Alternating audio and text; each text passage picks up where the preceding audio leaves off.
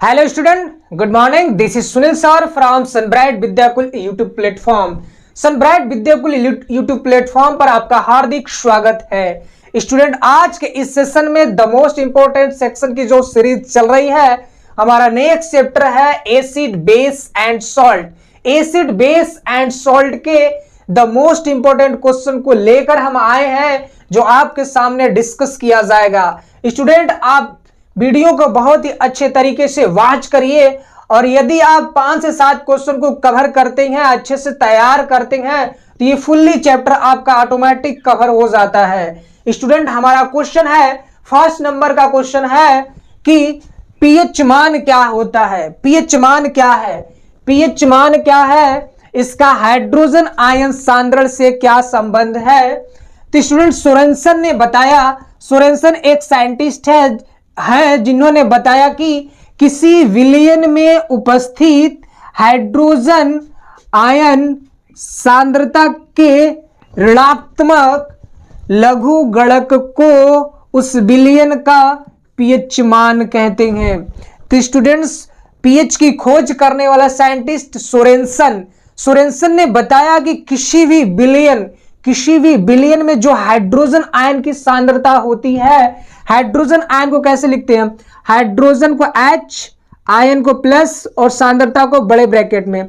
तो hydrogen ion की जो सांद्रता होती है वो ऋणात्मक लघुगणक को उस विलयन का पीएच मान कहते हैं। इसका मान पीएच की वैल्यू 0 से लेकर 14 तक होती है।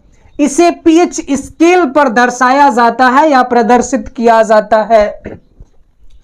यदि पीएच बराबर 7 होता है, यदि किसी भी विलयन का पीएच मान 7 होता है तो विलयन उदासीन होता है। यदि किसी विलयन का पीएच मान 7 से कम होता है तो विलयन अम्लीय होता है।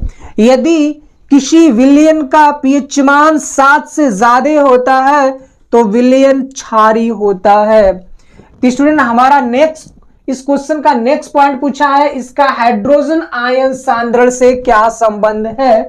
तो पीएच का हाइड्रोजन आयन सांद्रण से संबंध, तो पीएच बराबर होता है -log का बेस 10 हाइड्रोजन आयन सांद्रण, या ये बराबर होता है log 10 का बेस होगा ये 1 हाइड्रोजन आयन सांद्रण। स्टूडेंट, ये होता है पीएच और हाइड्रोजन आयन सांद्रण के बीच का संबंध। तो स्टूडेंट, ये क्वेश्चन बेस्ड आते हैं, न्यूमेरिकल्स आते हैं। स्टूडेंट, हम चलते हैं अपने नेक्स्ट क्वेश्चन की तरफ। हमारा नेक्स्ट क्वेश्चन है, प्लास्टर ऑफ पेरिस के बनने की विधि, रासायनिक समीकरण, 2 गुण व किन्हीं 2 उपयोग को लिखिए। स्टूडेंट, ये एक ऐसा क्वेश्चन है जिसको आप तैयार करोगे तो इसमें से बहुत से ज्यादा क्वेश्चन टच करेंगे एग्जाम में। जैसे आपसे पूछा जाएगा प्लास्टर ऑफ पेरिस का उपयोग लिखिए, तो यहां से आपका उपयोग मिल जाएगा। बोलेगा प्लास्टर ऑफ पेरिस के गुण लिखिए, तो गुण में आपका भौतिक गुण या रासायनिक गुण कुछ भी लिख सकते हैं आप, या दोनों लिख सकते हैं, या रासायनिक समीकरण दीजिए। तो क्वेश्चन की तरफ, क्वेश्चन के आंसर की तरफ स्टूडेंट हम चलते हैं। हमारा क्वेश्चन का आंसर होगा, पहले लिखना है प्लास्टर ऑफ पेरिस के बनने की विधि। तो बनाने की विधि में क्या करते हैं कि जब कैल्शियम सल्फेट डाइहाइड्रेट अर्थात जिप्सम को, कैल्शियम सल्फेट डाइहाइड्रेट अर्थात जिप्सम को 120 डिग्री सेल्सियस पर गर्म किया जाता है, तो निर्जलीकरण के द्वारा प्लास्टर ऑफ पेरिस प्राप्त होता है या प्लास्टर ऑफ पेरिस का निर्माण होता है। तो स्टूडेंट, इसका हम रासायनिक समीकरण लिखेंगे। तो कैल्शियम सल्फेट डाइहाइड्रेट का फार्मूला होता है CaSO4.2H2O। ये हो गया जिप्सम, इसको बोलते हैं जिप्सम या कैल्शियम सल्फेट डाइहाइड्रेट। इसको हम क्या करेंगे, 120 डिग्री सेल्सियस पर गर्म करेंगे। 120 डिग्री सेल्सियस पर जब हम गर्म करेंगे तो क्या प्राप्त होगा? तो हमें मिलेगा CaSO4.12H2O +3/2 2H2O। तो ये हो गया आपका प्लास्टर ऑफ पेरिस, जिसको पीओपी बोलते हैं, प्लास्टर ऑफ पेरिस। ये आपका हो गया प्लास्टर ऑफ पेरिस। यहां पर आगे पूछा है 2 गुण देना है, रासायनिक समीकरण देना है, वो भी 2 गुण देना है। तो हम क्या करेंगे, प्लास्टर ऑफ पेरिस की जल से अभिक्रिया करवाएंगे। तो प्लास्टर ऑफ पेरिस की जल से अभिक्रिया से लिखेंगे CaSO4 डॉट हाफ H2O। ये हो गया प्लास्टर ऑफ पेरिस, इसको बोलते हैं POP। प्लास्टर ऑफ पेरिस की जल से भी क्रिया करवाएंगे तो लिखेंगे H2O। बनेगा क्या आपका, तो बनेगा CaSO4 डॉट 2H2O। इसको प्लास्टर ऑफ पेरिस का जमना भी कहते हैं, POP का जमना। ये हो गया आपका, ये 3/2 H2O यहां पे भाग लेगा, पार्टिसिपेट करेगा। तो जब भी प्लास्टर ऑफ पेरिस का जल से क्रिया करवाएंगे तो प्लास्टर ऑफ पेरिस का जमना प्राप्त होता है। अगला एक रिएक्शन हमको देना है उष्मा का प्रभाव। उष्मा का प्रभाव, तो प्लास्टर ऑफ पेरिस पर उष्मा का प्रभाव कैसे होगा, तो प्लास्टर ऑफ पेरिस को हम 120 डिग्री सेल्सियस से कम ताप पर यदि गर्म करते हैं तो CaSO4 अलग हो जाएगा और हाफ H2O अलग हो जाएगा। फिर CaSO4 को लगभग 400 डिग्री सेल्सियस पे गर्म करेंगे तो कैल्शियम ऑक्साइड, सल्फर डाइऑक्साइड और ऑक्सीजन गैस प्राप्त होती है। ये 2 गैस प्राप्त होती है, सल्फर डाइऑक्साइड व ऑक्सीजन गैस प्राप्त होती है। 2 गुण व किन्हीं 2 उपयोग। यहां पर देखिए 2 गुण दिया है। यह सफेद रंग का चूर्ण होता है, यह भौतिक गुण है। यह सफेद रंग का चूर्ण होता है। यह जल में अविलेय होता है, जल में यह अविलेय होता है, घुलनशील नहीं होता है, जल में अविलेय होता है। उपयोग देखेंगे, इसका उपयोग टूटी हुई हड्डियों को जोड़ने के लिए, इसका उपयोग टूटी हुई हड्डियों को जोड़ने के लिए प्लास्टर के रूप में किया जाता है। जो डॉक्टर यूज करते हैं प्लास्टर के रूप में, ये प्लास्टर ऑफ पेरिस ही होता है हड्डियों को जोड़ने के लिए। अगला उपयोग, इसका उपयोग सजावटी सामान, मूर्तियां, खिलौने के निर्माण में किया जाता है। स्टूडेंट, हम चलते हैं अपने नेक्स्ट क्वेश्चन की तरफ। हमारा नेक्स्ट क्वेश्चन है विरंजक चूर्ण प्राप्त करने की विधि का रासायनिक समीकरण, जल से अभिक्रिया, भौतिक गुण व किन्हीं 2 उपयोग को लिखिए। बनाने की विधि में क्या करते हैं, इसे शुष्क बूझे हुए चूने तथा क्लोरीन की क्रिया से, शुष्क बूझे हुए चूने क्लोरीन की क्रिया की अभिक्रिया से बनाते हैं। तो शुष्क बूझा हुआ चूना को बोलते हैं CaOH का होल ट्वाइस, पर क्लोरीन की क्रिया करवाएंगे तो बनाता है CaOCl2 प्लस H2O। CaOCl2 को विरंजक चूर्ण कहते हैं, इसी का नाम है विरंजक चूर्ण। तो ये रासायनिक, तो विरंजक चूर्ण को हम जल से अभिक्रिया करवाएंगे तो CaOCl2 की क्रिया हम जब जल से करवाएंगे तो ये बनाता है कैल्शियम हाइड्रोक्साइड, कैल्शियम हाइड्रोक्साइड और क्लोरीन गैस मुक्त होती है। क्लोरीन गैस मुक्त होती है। जब विरंजक चूर्ण को H2O से क्रिया करवाएंगे तो कैल्शियम हाइड्रोक्साइड व क्लोरीन गैस प्राप्त होती है। भौतिक गुण में इसका देखिए पीले रंग का, बिल्कुल हल्का पीला रंग होता है इसका, ये पदार्थ होता है। इसमें क्लोरीन की तीक्ष्ण गंध होती है, इसमें क्लोरीन की तीक्ष्ण गंध होती है। उपयोग दिखेंगे तो इसका उपयोग कपड़े, पेपर आदि के विरंजक में किया जाता है। कपड़े, इसका उपयोग जीवाणुनाशक के रूप में, जीवाणुनाशक के रूप में जल को स्वच्छ करने में भी किया जाता है। इसका उपयोग जल को स्वच्छ करने में भी किया जाता है। इसका उपयोग क्लोरोफॉर्म बनाने में भी किया जाता है।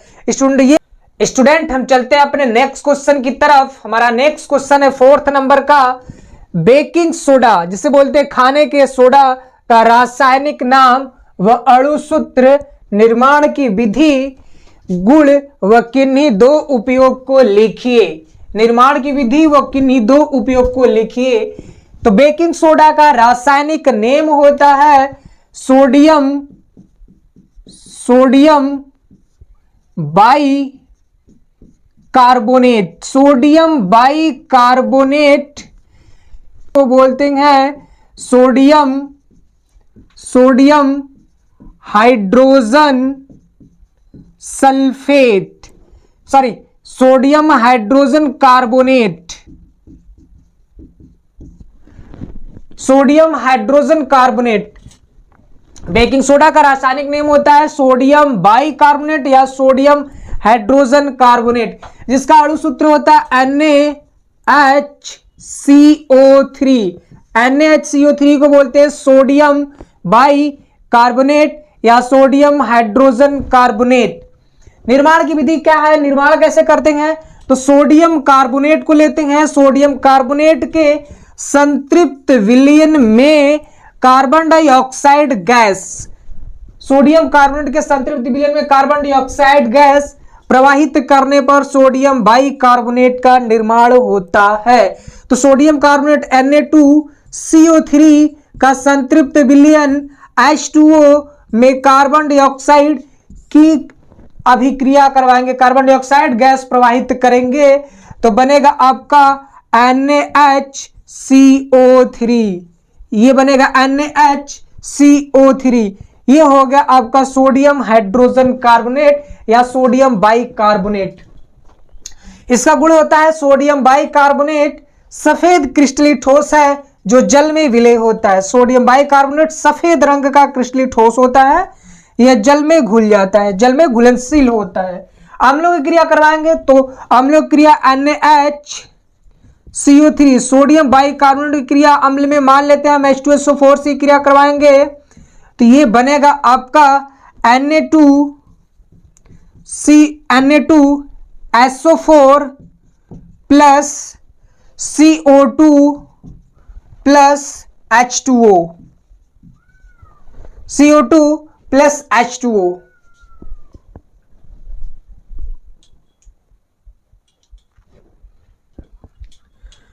इसका उपयोग लिखेंगे तो कच्चे दूध के फटने के समय को बढ़ाने में।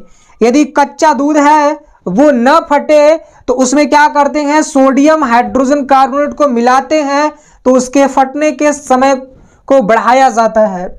अगला है अमाशय, अमाशय यानी पेट की अम्लीयता को दूर करने में किया जाता है। तो स्टूडेंट हम चलते हैं अपने नेक्स्ट क्वेश्चन की तरफ। हमारा नेक्स्ट क्वेश्चन है 5th नंबर का, अम्ल क्षार से आप क्या समझते हैं, अम्ल और क्षार से आप क्या समझते हैं। तो आर्हेनियस के अनुसार बताया गया कि वे पदार्थ जो जलीय विलयन में, वे पदार्थ जो जलीय विलयन में हाइड्रोजन आयन देते हैं, वे पदार्थ जो जलीय विलयन में हाइड्रोजन आयन देते हैं तथा इसके अतिरिक्त कोई और धनायन नहीं देते हैं, इसके अतिरिक्त कोई और धनायन नहीं देते हैं, अम्ल कहलाते हैं। आर्हेनियस ने बताया वे पदार्थ जिसको जल में डिसॉल्व करेंगे तो वो हाइड्रोजन आयन ही देगा, हाइड्रोजन आयन के अलावा कोई और धनायन नहीं होगा, उसको हम बोलते हैं अम्ल। जैसे एग्जाम्पल के लिए लिखेंगे HCl, HNO3 और H2SO4, ये होते हैं आपके अम्ल। क्षार किसे कहते हैं, तो बोला जाता है वे क्षारक जो जल में घुलनशील होते हैं, वे क्षारक जो जल में घुलनशील होते हैं क्षार कहलाते हैं। जैसे एग्जाम्पल के तौर पर हम लिखेंगे तो NaOH, KOH, NH4OH, ये आपके होते हैं क्षार, ये जल में घुलनशील होते हैं। स्टूडेंट हम चलते हैं अपने नेक्स्ट क्वेश्चन की तरफ। हमारा नेक्स्ट क्वेश्चन है टिप्पणी कीजिए, टिप्पणी कीजिए। पहला लिखा है यशद लेपन, दूसरा है अम्लीय वर्षा तथा तीसरा है उदासीनीकरण अभिक्रिया। यशद लेपन क्या होता है ये देखते हैं। यशद लेपन को हम बोलते हैं यशदीकरण या गैल्वनीकरण या यशद लेपन एक धातु कार्मिक प्रक्रम है, धातु कार्मिक प्रक्रम है जिसमें इस्पात या लोहे के ऊपर जस्ते की परत चढ़ा दी जाती है। इससे इन धातुओं का क्षरण रुक जाता है, या क्षरण का मतलब जंग लगना रुक जाता है, यह सदलेपन कहलाता है। यह सदलेपन एक प्रकार की ऐसी अभिक्रिया है जिसमें लोहे या इस्पात के ऊपर जस्ते की परत को चढ़ाया जाता है, जिससे लोहे या इस्पात का क्षरण रुक जाता है। इस प्रक्रिया को यशदलेपन कहते हैं। नेक्स्ट है अम्लीय वर्षा। अम्लीय वर्षा एक पर्यावरणीय समस्या है जिसमें वातावरण में सल्फर डाइऑक्साइड और नाइट्रोजन ऑक्साइड जैसे प्रदूषकों के पानी, ऑक्सीजन और अन्य रासायनिक तत्वों के साथ प्रतिक्रिया करने से बनने वाली अम्लीय यौगिक वर्षा ओस, हिम या कुहासे के रूप में पृथ्वी पर गिरते हैं। इसका पीएच मान सामान्य वर्षा के पीएच मान 5.6 से कम होता है। अम्लीय वर्षा का मतलब होता है वायुमंडल में जब तमाम प्रकार की गैसें जैसे सल्फर डाइऑक्साइड, नाइट्रोजन ऑक्साइड है, तो वो वाटर से क्या करती हैं, रिएक्ट करके अम्लीय वर्षा का निर्माण करता है। अगला है उदासीनीकरण अभिक्रिया। उदासीनीकरण अभिक्रिया क्या होता है, तो अम्ल एवं क्षारक के अभिक्रिया के परिणाम स्वरूप लवण व जल का निर्माण होता है या लवण व जल प्राप्त होता है। इसे उदासीनीकरण अभिक्रिया कहते हैं। क्षारक प्लस अम्ल इक्वल टू लवण प्लस जल। एग्जाम्पल के रूप में यदि हम लिखेंगे तो क्षारक में हम ले लेते हैं CaOH का होल ट्वाइस प्लस HCl। जैसे ये इससे रिएक्ट करेगा बनाएगा CaCl2 कैल्शियम कार्बाइड प्लस जल H2O।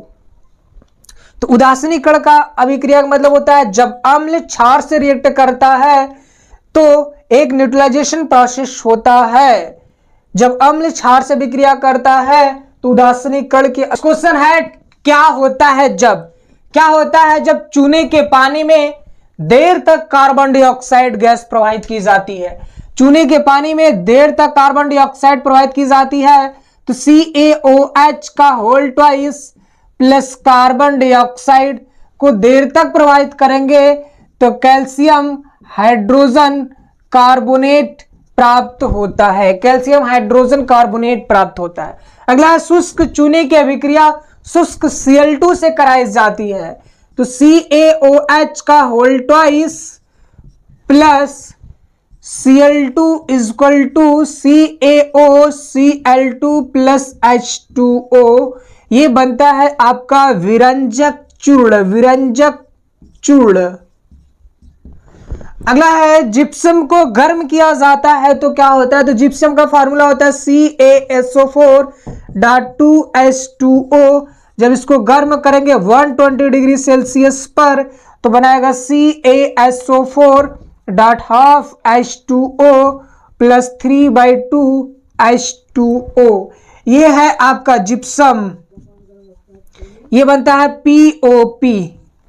अगला दिया है सोडियम धातु की जल से अभिक्रिया कराई जाती है तो सोडियम धातु ले लेते हैं, जल से अभिक्रिया करवाएंगे H2O लिखेंगे, बनेगा आपका NaOH प्लस हाइड्रोजन गैस मुक्त होती है।